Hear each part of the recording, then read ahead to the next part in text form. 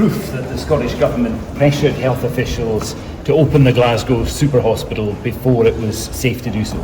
No, that document is with the inquiry and it's been considered by the inquiry, and the counsel to the inquiry said on Friday that there is no evidence of external pressure on NHS Greater Glasgow and Clyde.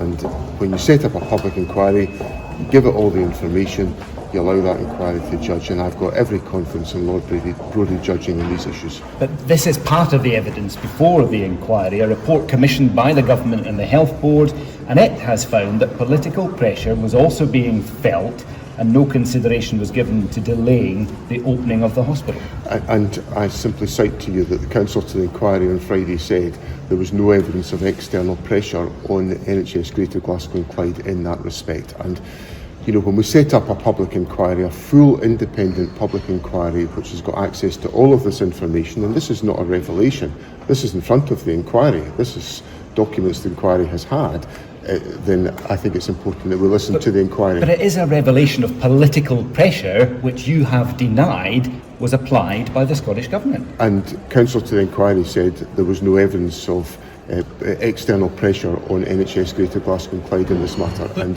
that document is with the inquiry and the inquiry can judge on that matter. But John, the document is saying that political pressure was felt. Are you saying that this document, conducted by officials, right, and people appointed by the Health Board and attended by a Scottish Government official, is wrong? Well, what I'm saying is that we set up an independent inquiry to have access to all of the documentation and to enable it to come to a judgment. And the counsel to the inquiry on Friday said there is no evidence of external pressure on NHS Greater Glasgow and Clyde, and the inquiry has that document. So you're saying it's wrong? No, I'm simply saying that I'm simply relying on the proceedings of the independent judge-led public inquiry which is looking at all of these issues. Okay, thank you very much. Thank you very much. Thank you.